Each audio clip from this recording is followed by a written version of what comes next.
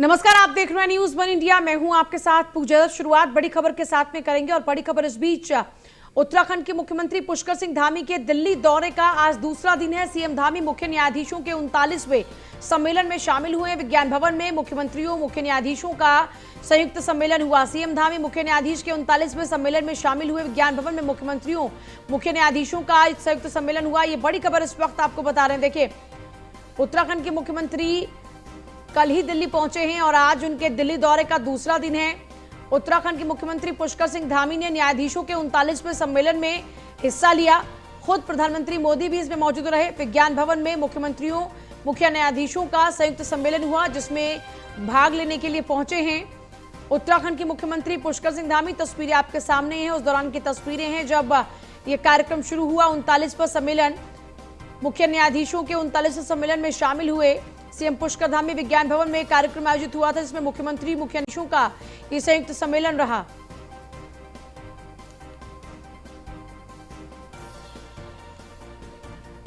CM Dhami मुख्य न्यायाधीशों के 39वें सम्मेलन में शामिल हुए। कल ही वो दिल्ली पहुंच गए थे इस सम्मेलन में शामिल होने के लिए। विज्ञान भवन में मुख्यमंत्री और मुख्य न्यायाधीशों का ये संयुक्त सम्मेलन था, जिसमें पहुंचे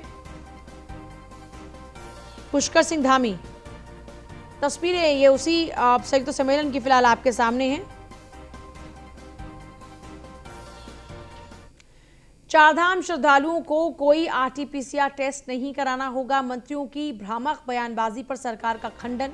सीएस ने अधिकारियों के साथ बैठक कर स्थिति को साफ किया। उत्तराखंड में बाहर से आने वाले यात्रियों और श्रद्धालुओं की कोविड जांच को लेकर भ्रम की स्थिति दूर हो गई है। इस मुद्दे पर सीएम पुष्कर धामी के निर्देश पर शुक्रवार को मुख्य सचिव डॉक्टर एसएस संधू ने संबंधित अधिकारियों के साथ बैठक की। बैठक में फैसला लिया गया कि उत्तराखंड आने वाले पर्यटक और श्रद्धालुओं के लिए आरटीपीसीआर टेस्ट अनिवार्य नहीं होगा। बैठक में मुख्य सचिव ने चारधाम यात्रा के सफल संचालन के लिए निर्देश दिए कि अग्रिम आदेशों तक यात्रियों और श्रद्धालुओं के लिए राज्य की सीमा पर कोविड-19 टेस्ट, वैक्सीनेशन सर्टिफिकेट और अन्य किसी भी तरह की कोई चेकिंग अनिवार्यता नहीं होगी।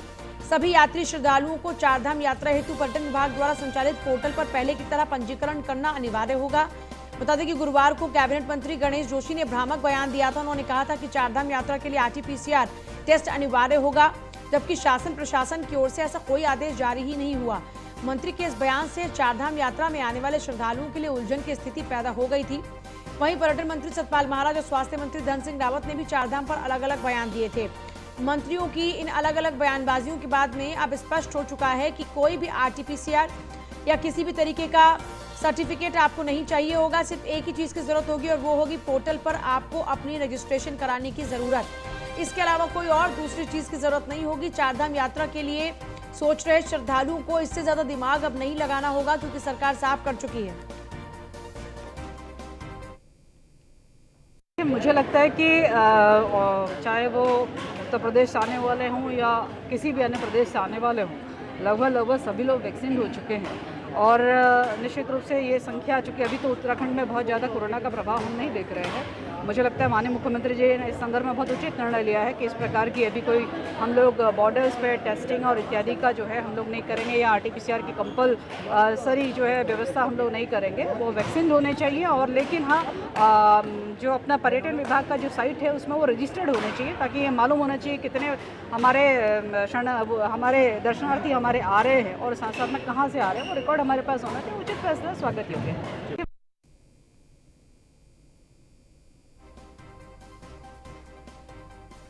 चारधाम श्रद्धालुओं को किसी भी तरीके के आरटीपीसीआर की जरूरत नहीं होगी। मंत्रियों की भ्रामक बयानबाजी पर सरकार ने खंडन कर दिया है।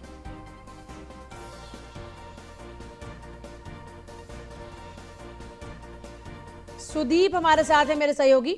सुदीप, चारधाम के लिए सोच रहे श्रद्धालुओं को क्या कुछ चाहिए, क्या कुछ जरूरत होगी, क्या कुछ इंपॉर्टेंट है? मैं चाहूंगी कि आप हमारे दर्शकों को बताएं।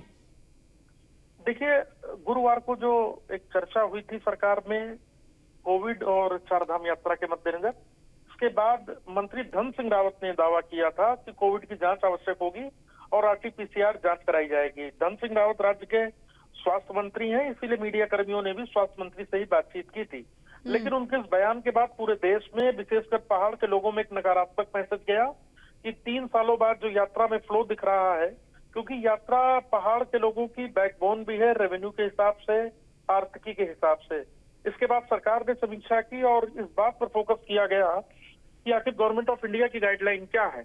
गवर्नमेंट ऑफ इंडिया से सारी जो पाबंदियां हैं, बंदिशें हैं, हट चुकी हैं और अब तो अंतर्राष्ट्रीय विमानों का संचालन भी शुरू हो गया है। इसके मद्देनजर कल चीफ सेक्रेटरी ने आदेश जारी किए हैं कि पर्यटकों के लिए किसी भी प्रकार की कोई जांच मैंडेटरी नहीं होगी, लेकिन सरकार जगह जगह मेडिकल आउटपोस्ट जरूर बनाएगी। यदि किसी को दिक्कत है, कोई परेशानी है, तो अपनी जांच करा सकता है। सरकार इस बात पर जरूर फोकस कर रही है कि जो यात्री आए वो पर्यटन विभाग की वेबसाइट पर पंजीकरण जरूर कराएं। तो न्यूज वन इंडिया भी पूरे देश के दर्शकों को जानकारी दे रहा है कि उत्तराखंड के पर्यटन विभाग की साइट पर आप पंजीकृत हो जाएं, अपनी डिटेल्स जरूर दें और निश्चिंत होकर यात्रा पर आए। किसी भी प्रकार की कोई जांच या RT-PCR की कोई बाध्यता नहीं है। चलिए, बहुत शुक्रिया।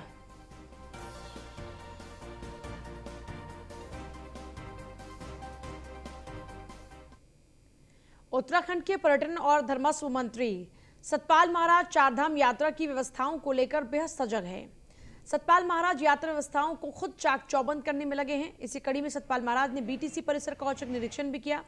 इस दौरान उन्होंने अधिकारियों को साफ सफाई का खास ख्याल रखने के निर्देश दिए और पंजीकरण काउंटर के बाहर लाइन लंबी होने पर छाया के लिए टेंट, पीने के लिए ठंडा पानी और बैठने के लिए कुर्सियों की व्यवस्था करने के लिए भी सतपाल महाराज ने अफसरों से कहा है।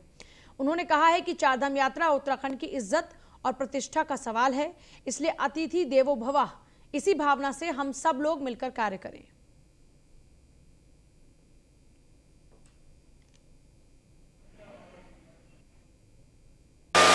आपका पार्टीशन नहीं है इसके अंदर, कौन है इसका देखने वाला?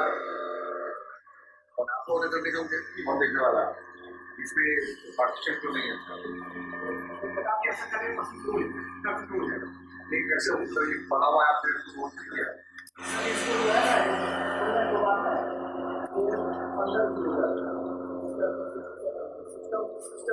मैं बात ये कर रहा हूँ, पार्टीशन की बात कर रहा हूँ। ये अंदर की बात करें, अंदर क्या है? अरे तो पार्टीशन आपके घर पर एक फाइट कर लगे, यहाँ पर आके पेशाब करेगा, देखेगा ये पार्टीशन आप ज्यादा उनको पहले का लगा हुआ था, आपको पता नहीं है? पहले का लगा हुआ है तो क्या है, कल लगा है तो ठीक नहीं कर रहा आपको? पहले का लगा हुआ है। औचक दौरे पे आए हैं, यहाँ पूरी जो व्यवस्थाएं हैं उनका निरीक्षण करने आए हैं। तो यहाँ भी कुछ काम ही चल रहा है, तो मैं हिदायत दूंगा अधिकारियों को कि काम को निपटाएं। और क्योंकि अब यात्रा शुरू होने वाली है तो सारे काम समाप्त हो जाने चाहिए। टॉयलेट्स की व्यवस्था अच्छी होनी चाहिए, साफ़ सुथरे टॉयलेट्स होने चाहिए। इंसिनरेटर नहीं चल रहे हैं, वो चलने चाहिए। तो सारी व्यवस्था हमारी ठीक होनी चाहिए, क्योंकि हमारे यहाँ काफ़ी संख्या में यात्री आने वाले हैं। 2 लाख के लगभग रजिस्ट्रेशन हुआ है और हमारा ये मानना है कि जो कैरिंग कैपेसिटी हमारी है स्थानों की, उसके मुताबिक ही लोग यहाँ से चल पाएंगे। इसके साथ साथ मंदिरों में भी व्यवस्था की गई है ताकि जो दर्शनार्थी हैं वो आराम से सुगमता से दर्शन करें, और सारी व्यवस्था हमने की है। ये आग्रह किया है यात्रियों से कि वो मास्क का उपयोग करें। मास्क बहुत ज़रूरी है संक्रमण को रोकने के लिए, और सैनिटाइजेशन भी बहुत ज़रूरी है। तो जो टैक्सी ड्राइवर लेके जाएंगे वो भी मास्क को अपने पास रखें। किसी के पास मास्क नहीं होती है, ख़राब हो जाती है, उल्टी आ जाती है, तो दूसरी मास्क सप्लाई करने का उनके पास प्रावधान होना चाहिए। तो सभी से आग्रह किया है कि इस समय उत्तराखंड की प्रतिष्ठा का, हमारी इज्जत का सवाल है, तो हम सभी का स्वागत करेंगे और अतिथि देवो भावना की भावना से, अतिथि का सत्कार करने की भावना से हमारा जो है टूरिज़्म जो है काम करेगा। हम सभी काम करेंगे और हॉस्पिटैलिटी बिजनेस में जो है उत्तराखंड को आगे बढ़ाएंगे। देखिए, चारधाम यात्रा के प्रारंभ होने से पहले यात्रा में चलने वाले वाहनों को कड़ी परीक्षा से गुजरना पड़ रहा है, जिसके लिए रोशनाबाद स्थित RTO कार्यालय में वाहनों की फिटनेस का प्रमाण पत्र लेने के लिए लंबी कतारों में घंटों इंतजार करना पड़ रहा है। और वहीं सरकार के प्रतिनिधि के रूप में पूर्व मंत्री यतीश्वरनंद भी मौजूद रहे हैं। अब क्योंकि अब जत्थे भी रवाने होना शुरू हो चुके हैं, तो आप समझ सकते हैं कि फिलहाल एक तरफ जहां जो गाड़ियां हैं, जो वाहन तैयार हो रहे हैं, उनकी फिटनेस की जरूरत है, तो दूसरी तरफ 3 मई से शुरू होने वाली चारधाम यात्रा को लेकर आगाज हो चुका है इस चारधाम यात्रा का, और यात्रियों का पहला जत्था रवाना भी हुआ। बाकायदा उनको फूल मालाओं के साथ में विदा किया गया। उनको मायादेवी प्रांगण से तीर्थ यात्रियों का जत्था रवाना हुआ।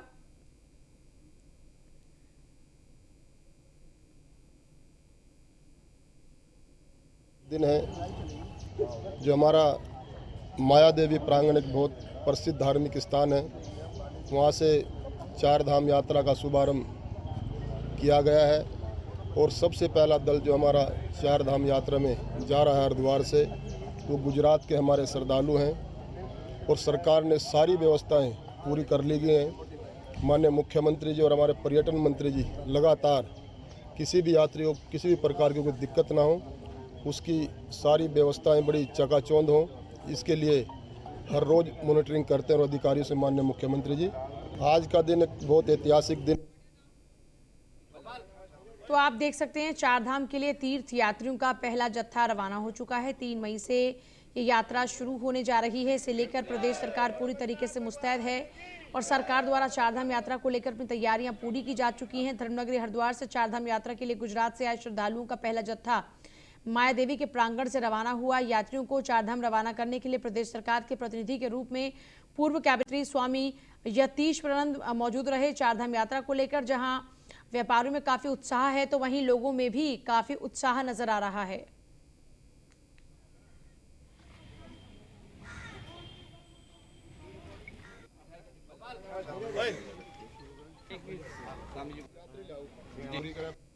देखिए, उत्तराखंड सरकार के प्रतिनिधि के रूप में हमारे बीच में पूर्व कैबिनेट मंत्री आदरणीय स्वामी यतीश्वरानंद जी स्वयं आए हैं और उनके हाथों से हम लोग आज ये चारधाम यात्रा का जो पहला जत्था हरिद्वार से है वो रवाना कर रहे हैं। हमें पूरा विश्वास था कि इस बार चारधाम यात्रा को लेकर जो सरकार की तैयारियां हैं वो निश्चित रूप से पहले के मुकाबले बहुत अच्छी होंगी और यहाँ आने वाले यात्रियों को किसी प्रकार की असुविधा नहीं होगी। देखिए, पहली बात तो आज बहुत शुभ दिन है। आज हमारी चारधाम यात्रा शुरू हुई है। 2 साल के बाद विधिवत रूप से आज इसका शुभारंभ हुआ। पिछला साल थोड़ा याद करें तो सितंबर अक्टूबर में हम पहली गाड़ी भेज पाए थे, लेकिन इस साल हमने अपने अप्रैल महीने में चारधाम यात्रा शुरू कर दी है।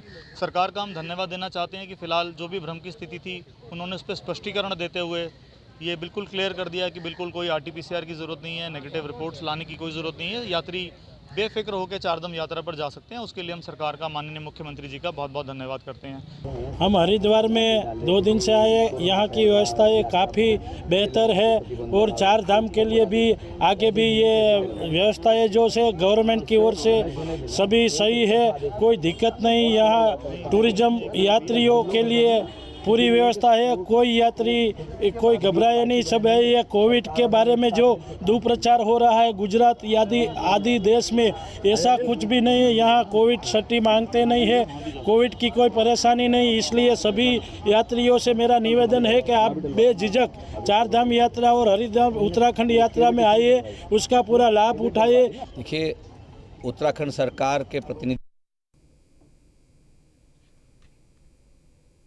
चारधाम यात्रा के प्रारंभ होने से पहले यात्रा में चलने वाले वाहनों को कड़ी परीक्षा से गुजरना पड़ रहा है। इसके लिए रोशनाबाद स्थित RTO कार्यालय में वाहनों की फिटनेस का प्रमाण पत्र लेने के लिए लंबी कतारों में घंटों इंतजार करना पड़ रहा है। RI परिवहन विभाग चंद्रकांत भट्ट ने जानकारी दी। बताया कि फिटनेस के लिए आने वाली गाड़ियों में फर्स्ट एड बॉक्स और गाड़ी रोकने के लिए लकड़ी का गुटका, डस्टबिन, ये सब गाड़ी में होना बड़ा अनिवार्य है। इसके साथ ही गाड़ी की फिटनेस को भी अच्छे प्रकार से चेक किया जा रहा है।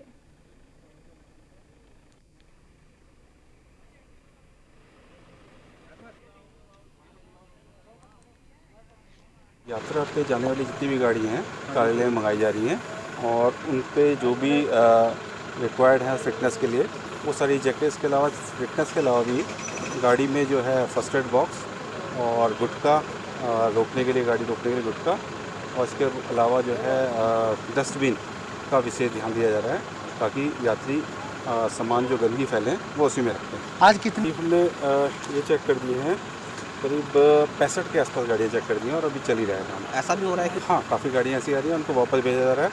वो काम करा के जो भी सामान हम बोल रहे हैं उनसे जो कमी है वो करवा के ला रही हैं और कराने के बाद फिर वापस दिया जा रहा है, उनको जारी किया जा रहा है।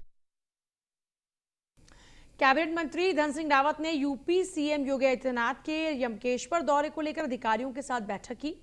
उन्होंने अधिकारियों को कार्यक्रम के तहत व्यवस्था पूरी करने के निर्देश दिए। धन सिंह रावत ने अफसरों से कहा कि कार्यक्रम स्थल पर शौचालय, विद्युत, पेयजल सहित अन्य व्यवस्थाएं पहले ही सुनिश्चित कर ली जाए। उन्होंने कहा कि लोगों के आने जाने हेतु अलग अलग रास्ते बनाए जाएं जिससे आम जनमानस को परेशानियों का सामना ना करना पड़े। इसके अलावा उन्होंने अतिथियों के लिए भव्य और सुंदर मंच बनाने का भी निर्देश दिया। अफसरों के साथ बैठक के बाद मंत्री धन सिंह रावत ने यूपी सीएम योगी आदित्यनाथ के पैतृक गांव पंचूर पहुंचकर उनकी माता सावित्री देवी से मुलाकात कर उनका हालचाल भी जाना। उन्होंने उनके परिजनों से भी मुलाकात की। यूपी सीएम योगी आदित्यनाथ 3 से 5 मई तक उत्तराखंड दौरे पर रहेंगे। 3 मई को सीएम योगी यमकेश्वर के पंचूर गांव के पास स्थित गुरु गोरखनाथ पीजी कॉलेज बिथ्यानी में अपने गुरु महंत अवैधनाथ की प्रतिमा का अनावरण करेंगे। इस दौरान सीएम योगी अपने पैतृक गांव पंचूर भी पहुंचेंगे।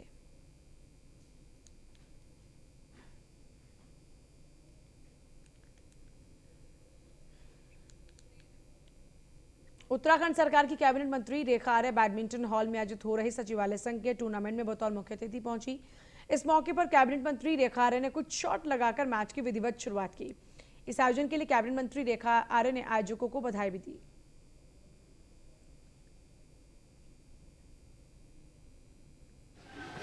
के क्षेत्र में माननीय मंत्री जी का बड़ा लगाव है। उस बात को समय प्रदान किया।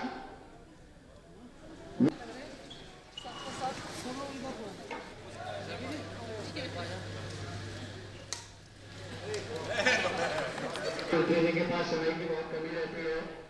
मैं इस कार्यक्रम के हमारे मातृशक्ति का थोड़ा क्षेत्र में माननीय मंत्री जी का बड़ा लगाव है। उस बात को समय प्रदान किया।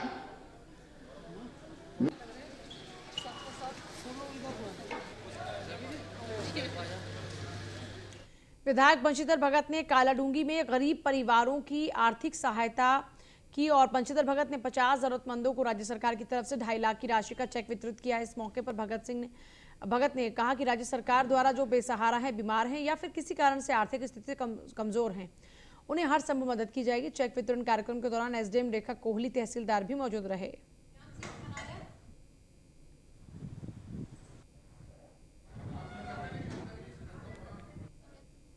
उत्तराखंड सरकार जो बेसहारा हैं, बेरोजगार हैं, बीमार हो गए हैं या कोई कारण से आर्थिक कमजोरी है, उनको जो मदद संभव होती है वो देती है। इसी क्रम में यहाँ आज 50 लोगों को ये चेक आए हैं जिनका वितरण हुआ है। 14-15 का वितरण हो गया है। बाकी अभी जैसे जैसे लोग आएंगे उनको दिए जाएंगे ताकि इससे वो अपनी भरण पोषण कर सकें, अपना इलाज करना है तो इलाज कर सकें। जन कल्याणकारी योजना है, उसका लाभ देंगे।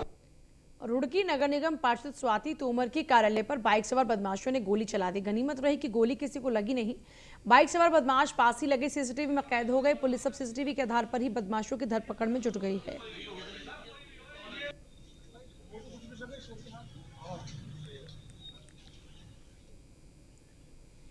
रुड़की मैं अपने ऑफिस से घर जा चुका था क्योंकि मुझे मम्मी को दवाई दिलानी थी, तो उस कारण से मैं ऑफिस से चला गया था और दोपहर में अक्सर घर भी चला जाता हूँ। लेकिन उससे कुछ देर पहले मैं ऑफिस पर आया था ज़रूर, 10 मिनट रुका और फिर यहाँ से चला गया था। 3:30 बजे घटना है। कोई 2 लड़के एक मोटरसाइकिल पर आए हैं, मुंह ढका हुआ था, उन्होंने नंबर प्लेट भी ढकी हुई थी और जहाँ से उन्होंने गोली चलाई है मुझे ऐसा लगता है कि वो गोली कहीं ना कहीं मेरी चेयर के आसपास से गई है। तो जहाँ पर मैं बैठता हूँ कहीं ना कहीं मुझे कोई निशाना बनाने के लिए आया था, ऐसा मुझे प्रतीत होता है। नहीं, इसमें मुझे किसी पे अभी कोई शक नहीं है। हालांकि जो 2 लड़कों का अभी सीसी फुटेज कैमरा सामने में आया, पुलिस उसको लेकर जांच कर रही है और उसी के मद्देनजर पुलिस लगातार इस पर काम कर रही है। आज शनिचरी अमावस्या है। वैशाख मास के कृष्ण पक्ष की अमावस्या को शनिवार पड़ने के कारण इसे शनिचरी अमावस्या के नाम से जाना जाता है। इस बार शनिचरी अमावस्या पर काफी अच्छा योग और नक्षत्र बन रहा है, जिसके कारण इस दिन शनिदेव की पूजा करने से कई गुना अधिक फलों की प्राप्ति होगी। इसके साथ ही इस खास योग में स्नान और दान करने का भी अधिक महत्व है।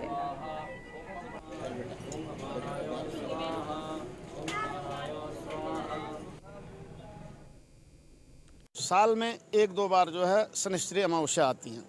इसका महत्व ये है कि अंधेरे पाक में, अमावस्या माने अंधेरा, अंधेरे में अगर शनिश्चर पड़ जाए तो जिनके जीवन में शनि की 7.5 ढैया या शनि के प्रकोप से जो परेशान हैं, उन लोगों को शनि अमावस्या के दिन अवश्य शनि महाराज का पूजन, अर्चन, बंधन, अभिनंदन करना चाहिए। इससे जो परेशानियां हैं वो धीरे धीरे समाप्त होनी शुरू हो जाती हैं। ये भी महत्व शनिश्चरी अमावस्या का।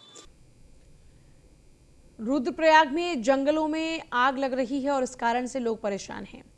आग लगने के बाद उठ रहे धुएं से लोगों को आंखों में जलन, सांस लेने में तकलीफ हो रही है, जिस कारण जिला अस्पताल में मरीजों की संख्या बढ़ रही है। हर मरीज आंखों में खुजली और सांस लेने में दिक्कत बता रहा है। ऐसे में चिकित्सकों की ओर से उन्हें समय से इलाज कराने की सलाह दी जा रही है।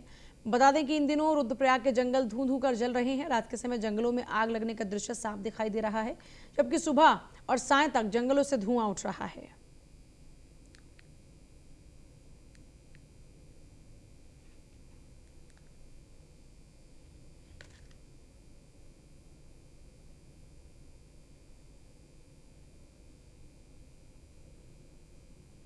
से रिलेटेड तो बहुत सारी बीमारियाँ हैं। आजकल जंगल में रेली में आग लग गई है, तो रात को भी हम लोग देखते हैं पहाड़ों पर लग रहा है कि पत्तियों टाइप से आग एक लड़ी में आग लगी हुई है, तो उससे धुआं काफ़ी डेवलप हो रहा है। तो गाँव से बहुत सारे पेशेंट ऐसे आ रहे हैं जिनको आँखों में खुजली हो रहा है, गले में खराश हो रहा है। ये जो पहले से हमारे जो COPD यानी कि सांस वाले मरीज हैं, उनको भी दिक्कतें आती है, उनकी सांस फूलने लगती है, तो मरीज फिर आते हैं, हम लोग को ऑक्सीजन पर उनको ट्रीटमेंट देना होता है। ऐसे मरीज हार्ट पेशेंट को भी काफ़ी दिक्कत हो जाती है, तो इसमें थोड़ा अलर्ट दिखाना पड़ेगा, से बचना पड़ेगा हम लोग को, और जंगल में आग को है ताकि पब्लिक और हम लोग सब सुविधाएं को जाए। लखनऊ में अकोड़ा कलार गांव की पूर्व ग्राम प्रधान, ग्राम विकास अधिकारी और अवर अभियंता समेत 5 लोगों के खिलाफ गबन का मुकदमा दर्ज हुआ है। इन पर मनरेगा और विकास कार्य में धांधली कर सरकारी धन का गबन किए जाने के आरोप थे। मामले में न्यायालय के आदेश पर पुलिस ने मुकदमा दर्ज किया है। लक्सर क्षेत्र के अकोड़ा कला गांव निवासी एडवोकेट विकास पवार ने न्यायालय को प्रार्थना पत्र दिया था। उन्होंने बताया था कि गांव की पूर्व ग्राम प्रधान आमना, उसके पति सलीम अहमद और पुत्र सनम अहमद ने सरकारी धन का गबन किया है। इसमें ग्राम विकास अधिकारी विपिन पाटनी और अवर अभियंता सौरभ श्रीवास्तव भी शामिल बताए गए। विकास पवार ने आरोप लगाया था कि इन 5 ने मिलकर गांव में कराए गए मनरेगा कार्यों में जमकर धांधली की, कूट रचना और हेराफेरी कर कागजों में विकास कार्यों को दर्शा दिया गया है, जबकि धरातल पर कार्य नहीं हुए। आरोप है कि ग्राम प्रधान के पुत्र सनम अहमद द्वारा ग्राम प्रधान के फर्जी हस्ताक्षर से कार्य किए जाते रहे। और सूचना डाली थी और फिर मैंने उसमें विभाग जांच हुई थी। विभाग जांच से मैं संतुष्ट नहीं था। फिर मैंने डीएम महोदय के यहाँ हट के दोबारा जांच अन्य विभाग से करवाई थी, तो उन्होंने डीएम साहब ने उप जिलाधिकारी लक्सर को जांच सौंपी थी। उन्होंने उप जिलाधिकारी लक्सर ने 3 सदस्य कमेटी बनाई थी और उसमें 3 सदस्य कमेटी ने ये दर्शाया कि इन्होंने MB में मिट्टी की परिमाप की कोई दर्शाया नहीं गया, न चट्टे का अवलोकन किया। तो फिर मैंने इसी संबंध में अवर न्यायालय में ऊपर मुकदमा डाला था 156(3) में, जिसमें अवर न्यायालय ने इन्हें आदेश करा है कि ये इसमें घोटाला दर्शित होना पाया गया है। और इसी संबंध में थाना कोतवाली में उन्होंने मुकदमा पंजीकृत करने के आदेश कर विवेचना जारी करने के आदेश कर दिए। और फिलहाल आपसे ले रहे हैं इजाजत। नमस्कार।